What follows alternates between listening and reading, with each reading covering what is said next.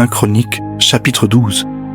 Voici ceux qui se rendirent auprès de David à Tsiklag lorsqu'il était encore éloigné de la présence de Saül, fils de Kis. Ils faisaient partie des vaillants hommes qui lui prêtèrent leur secours pendant la guerre. C'étaient des archers, lançant des pierres de la main droite et de la main gauche et tirant des flèches avec leur arc. Ils étaient de Benjamin, du nombre des frères de Saül.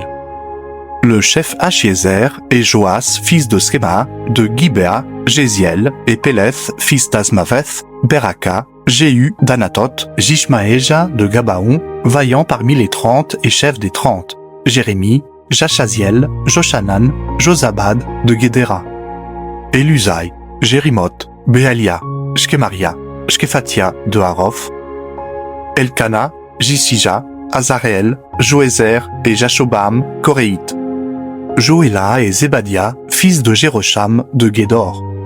Parmi les Gadites, des hommes vaillants partirent pour se rendre auprès de David dans la forteresse du désert. Des soldats exercés à la guerre, armés du bouclier et de la lance, semblables à des lions et aussi prompts que des gazelles sur les montagnes. Ézer, le chef, Abdias, le second, Eliab, le troisième, Mishmana, le quatrième, Jérémie, le cinquième, Athaï, le sixième, Eliel, le septième, Joshanan, le huitième, Elzabad, le neuvième, Jérémie, le 10e, Macbanaï, le 11e.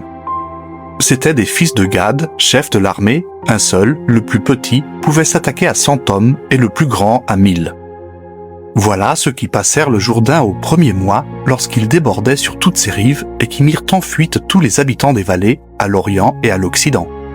Il y eut aussi des fils de Benjamin et de Juda qui se rendirent auprès de David dans la forteresse. David sortit au devant d'eux et leur adressa la parole en disant « Si vous venez à moi dans de bonnes intentions pour me secourir, mon cœur s'unira à vous.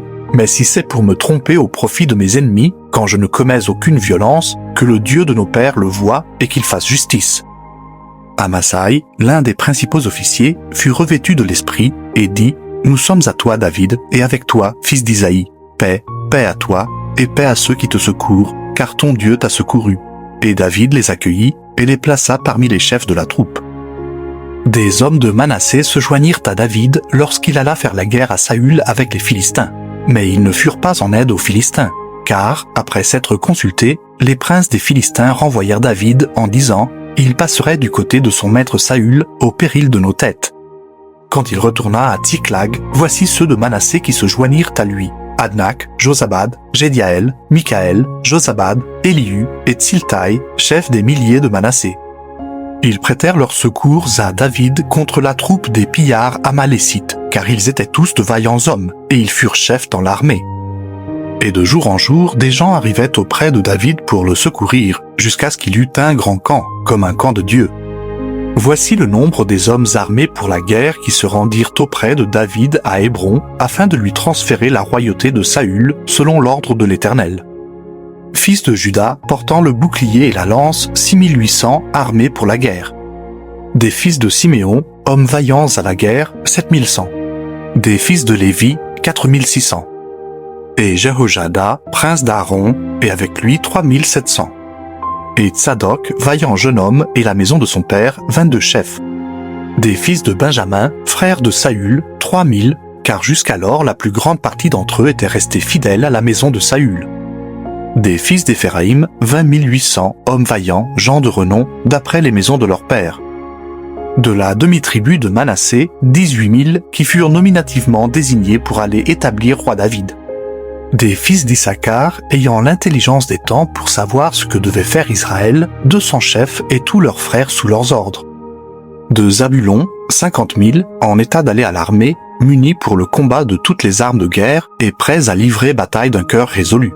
De Nephtali, 1000 chefs et avec eux 37 000, portant le bouclier et la lance. Des Danites, armés pour la guerre, 28 600. D'Azer, en état d'aller à l'armée et prêts à combattre, 40 000.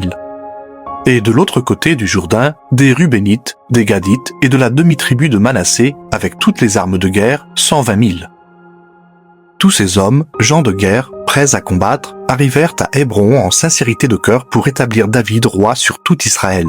Et tout le reste d'Israël était également unanime pour faire régner David. Ils furent là 3 jours avec David, mangeant et buvant, car leur frère leur avait préparé des vivres. Et même ceux qui habitaient près d'eux jusqu'à Issachar, à Zabulon et à Nephtali, apportaient des aliments sur des ânes, sur des chameaux, sur des mulets et sur des bœufs, des mets de farine, des masses de figues sèches et de raisins secs, du vin, de l'huile, des bœufs et des brebis en abondance, car Israël était dans la joie.